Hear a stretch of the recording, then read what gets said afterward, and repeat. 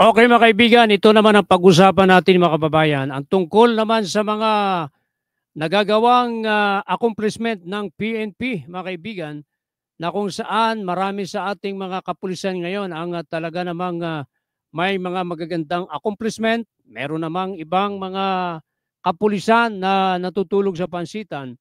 Pero itong ating babatiin ay mahusay ito.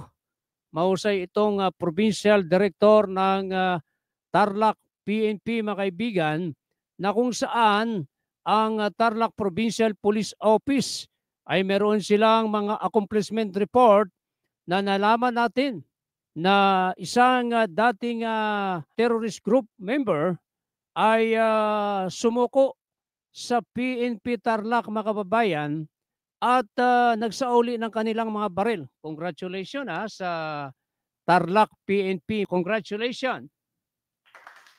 Yan, palakpakan po natin.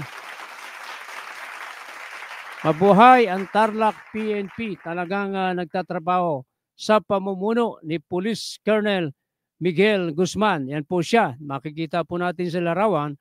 Congratulations sir dahil itong dating miyembro ng CTG ay inyong napasuko at nagsauli pa ng mga baril. Kabilang din sa mga accomplishment ng Tarlac PPO, mga kababayan, ay ang Kamiling PNP na kung saan nakahuli ng most wanted person habang sila ay nagsasagawa ng manhunt operation. Ang Tarlac PNP police ay nakahuli ng 3 most wanted person during manhunt operation. Kabilang din dyan mga kababayan ang anti-illegal gambling operation nila kung saan meron silang isinagawang 3 operation at yung number of arrested person naman nila ay umaabot sa 13 at ang confiscated value nito ay 3,140 pesos mga kababayan.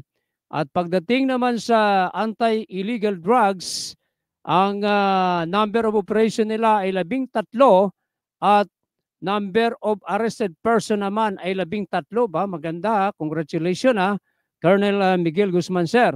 At yung confiscated value nito ay 16,935.10 pesos mga kababayan. Kaya talagang dapat palakpakan itong si Colonel Police Colonel Miguel Guzman. Palakpakan nga natin. Ayan po. At hindi lamang yan sa kanilang police interventions mga kababayan, nakapagsagawa po ang mga tauhan ni Police Colonel Miguel Guzman ng 441 na checkpoint.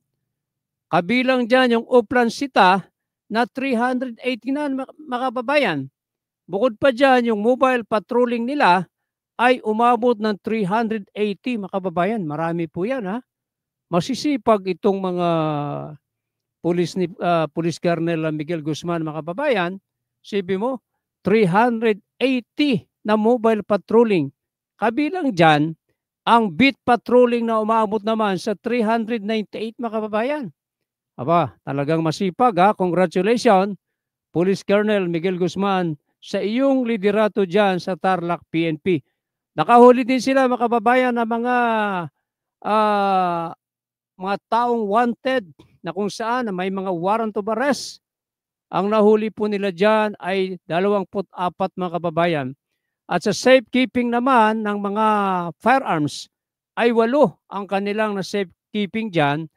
At yan po ang ilan sa mga accomplishment ni Police Colonel Miguel Guzman. Muli palakpakan nga po natin si Colonel Miguel Guzman.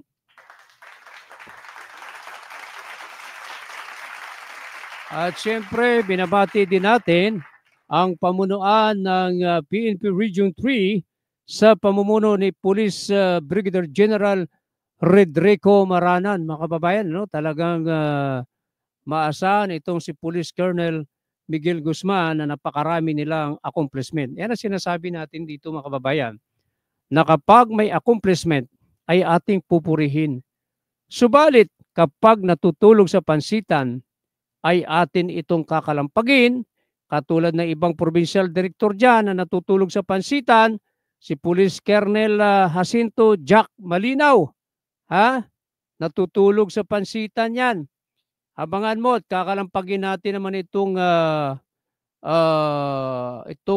PD ng Batangas na natutulog sa pansitan. Sana maging katulad ni Police Colonel Miguel Guzman ng Tarlac PNP na napakausay, very approachable, talagang ika nga ay kumbaga ang public servant kasi, mga kababayan, dapat katuwang niya ng mga nasa media, no? Pagka ang media nag-query sa kanilang tanggapan, ay agad-agad na sumasagot, umaaksyon, ibinabalita ang mga magagandang balita, mga kababayan. So sa PNP Region 3, congratulations. Si General Maranan pa rin ba? O si General Jean Pajardo na? Tama ba tayo? Si General Jean Pajardo na ba, dating spokesperson ng PNP? So tama yung ating nabalitaan nung nakarang araw na nalaman na natin na itinalaga na bilang bagong regional director ng PNP Region 3 si General o Brigadier General Jean Pajardo, ang kilala at mahusay na tagapagsalita ng PNP, Philippine National Police. Muli, congratulations kay Police Colonel Miguel Guzman. Salutyo, Colonel. Ang programang Latigo ni Batigas sa Latigo Newspaper Nationwide at Latigo News TV Philippines ay laging nakaagapay sa inyong mga magandang proyekto. Sana ganito ang lahat ng mga kapulisan, lalong-lalo na mga opisyal ng PNP, nagpapa-interview, very approachable. Pag tinext mo ay nagre-reply, ganun po dapat. Kasi kapag yung mga PNP official hindi nagre-reply, ibig sabihin noon, hindi po sila nagtatrabaho. Ayan, gayahin nyo si Police Colonel Miguel Guzman. Very approachable. Ganyan ang public servant. Hindi yung magtatago ka. Kapag nagtatago ka, ang ibig sabihin yan, isa kang inutil na opisyal ng PNP. Itong gayahin natin. Police Colonel Miguel Guzman, si General Jean Pajardo, napakahusay niyan. Marami tayong makaibigang PNP. Nandiyan si Lieutenant General Jose Melencio Nartatis Jr. Nako, paborito nating i-build up niyan, mga kababayan. Kaibigan po natin yan. Major pa lang yan, ha?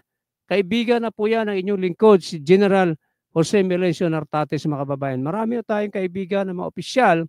Kabilang na rin dyan itong si Colonel Miguel Guzman na nakita natin na aksyonan. Kung kaya't atin ibinibuild up itong mamang ito. Mabuhay ka, Police Colonel Miguel Guzman, sir. We salute you. Maraming salamat po sa inyong pakikinig at panunood sa ating programa.